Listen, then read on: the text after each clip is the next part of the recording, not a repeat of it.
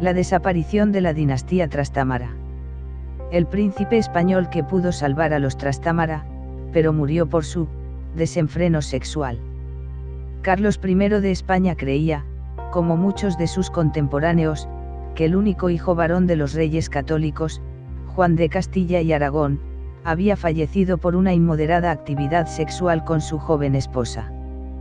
Por ello, advertía a su hijo Felipe II, recién casado con su primera mujer, María Manuela de Portugal, que la actividad sexual para un joven suele ser dañosa, así para el crecer del cuerpo como para darle fuerzas, y muchas veces pone tanta flaqueza el hacer hijos y quita la vida como lo hizo con el príncipe Juan, quien venía a heredar estos reinos.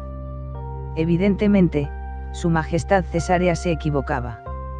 Juan de Trastámara no murió por desenfreno sexual o por exceso de amor, que bajo ningún supuesto se puede calificar como una causa de muerte, sino por tuberculosis.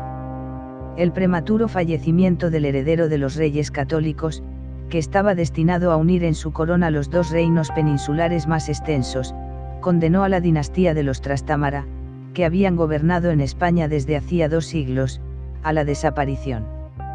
Tras la muerte de Isabel de Aragón, la hija mayor de los reyes católicos, la sucesión de Castilla y posteriormente de Aragón quedó en manos de la conocida como Juana, la Loca, y su marido, el borgoñés Felipe, el Hermoso. Un suceso que supuso la inesperada llegada de los Habsburgo a España.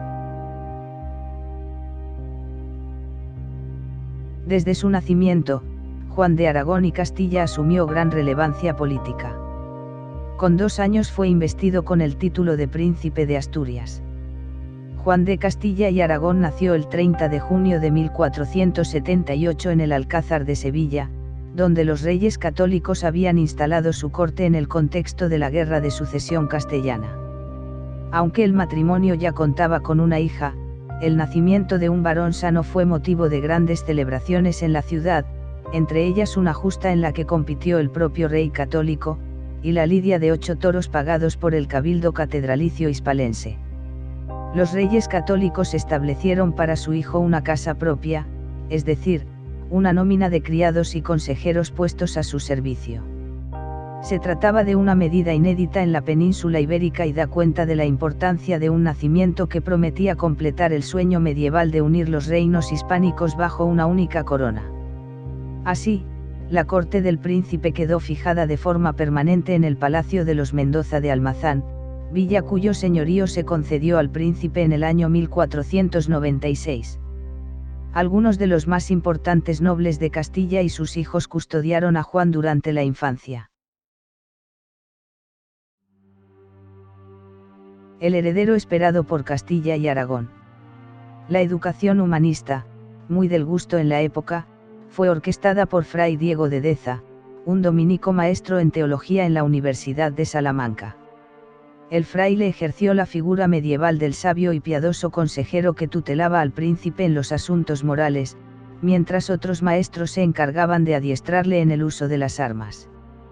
El resultado final debió ser satisfactorio y digno de admiración en las cortes europeas.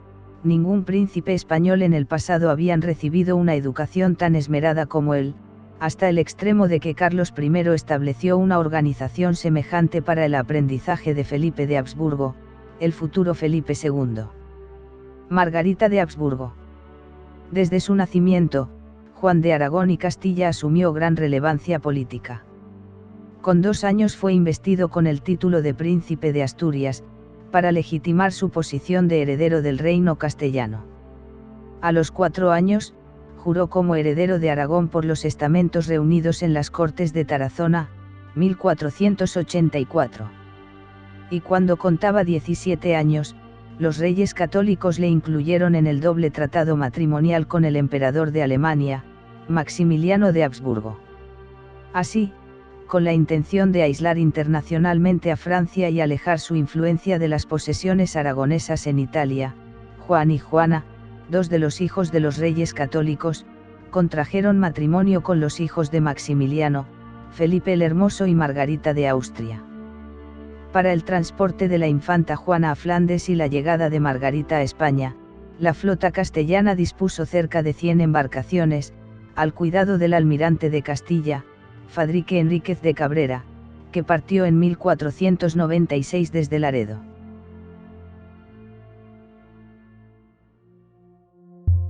Después de la boda entre Juana y Felipe, la flota del almirante Enríquez regresó en marzo de 1497 a costas cántabras, en concreto a Santander, donde tuvo lugar un aparatoso recibimiento a la princesa Margarita. Si bien Juan era un príncipe bizarro y bien educado, Margarita no se quedaba atrás. Educada en la tradición germano-borgoñonesa y de una notable belleza, la princesa acogió con gran entusiasmo el enlace, puesto que había permanecido hasta 1493 viviendo en Francia a la espera de cumplir la edad necesaria para casarse con el monarca francés Carlos VIII, el cabezudo, que le sacaba casi 10 años. Sin embargo, la enemistad franco-germana quebró la alianza, y Margarita, aún sin compartir tal amo nupcial con Carlos VIII, fue ofrecida como esposa al príncipe español. Finalmente, su boda se celebró a primeros de abril de 1497 en Burgos. A los pocos días, el príncipe sufrió un ataque acompañado de violentas fiebres de las que nunca se recuperaría, y que a la postre fueron la causa de su fallecimiento, el 4 de octubre de 1497. Los cronistas afirman que en cuanto se conocieron los jóvenes quedaron, flechados, uno por el otro. Después de la boda, los recién casados y su séquito se trasladaron a Medina del Campo para pasar el verano, donde el príncipe Juan enfermó de viruela, lo que obligó a guardar reposo a la comitiva hasta septiembre.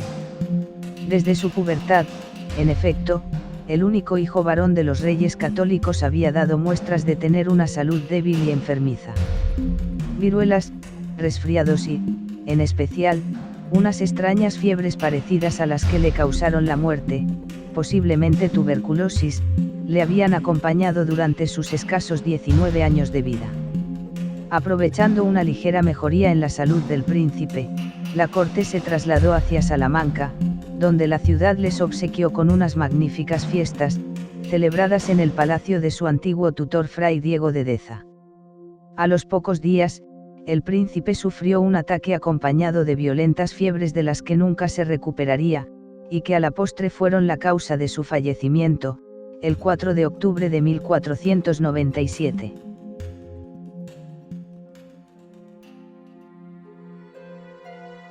El desenfreno empeoró su salud, pero no lo mató.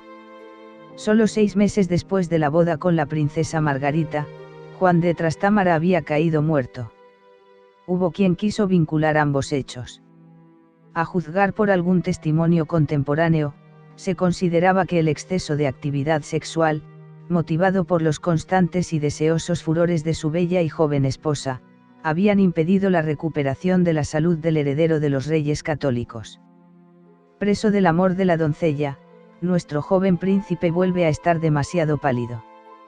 Tanto los médicos como el rey aconsejan a la reina que, de cuando en cuando, aparte a Margarita del lado del príncipe, que los separe y les conceda treguas, pretextando el peligro que la cópula tan frecuente constituye para el príncipe, dejó escrito Pedro Mártir de Anglería, futuro capellán de la reina Isabel la Católica. Aunque el exceso de esfuerzo físico pudo debilitar al príncipe cuando trataba de recuperarse, la verdadera y principal causa de su muerte fue con toda probabilidad la tuberculosis. Unos meses después, su mujer Margarita dio a luz a una hija que murió en el parto. Tras estos acontecimientos, la hermana mayor de Juan, Isabel, fue nombrada princesa de Asturias y de Gerona. Su muerte el siguiente año, a su vez, dejó la corona en manos de Juana, la Loca. Incapacitada para reinar por su inestable salud mental, su marido Felipe I, su padre Fernando, el católico, y su hijo Carlos I se encargaron de hacerlo en su nombre o encima de él hasta la muerte de la castellana. El rey dejó todas sus posesiones a su hija Juana, reina de Castilla, que al encontrarse inhabilitada para reinar cedió la corona de Aragón. Con la inesperada muerte del príncipe Juan quedó sellado el final de la dinastía Trastámara en España. Pese a que Fernando, el católico, intentó hasta sus últimos días, posiblemente a consecuencia de esos esfuerzos falleció. Tener otro hijo varón con su segunda esposa, Germana de Foix, nunca lo consiguió. Por el contrario, el rey dejó todas sus posesiones a su hija Juana, reina de Castilla, que al encontrarse inhabilitada para reinar cedió la corona de Aragón, incluidos sus reinos italianos y una parte de Navarra, a Carlos de Gante, futuro Carlos V de Alemania. Juan de Trastámara fue sepultado en la capilla mayor de la Catedral de Salamanca, aunque posteriormente los reyes católicos ordenaron el traslado del cadáver al convento abulenses de Santo Tomás. Las muestras de dolor y el sentimiento de oportunidad perdida invadieron la península durante un tiempo.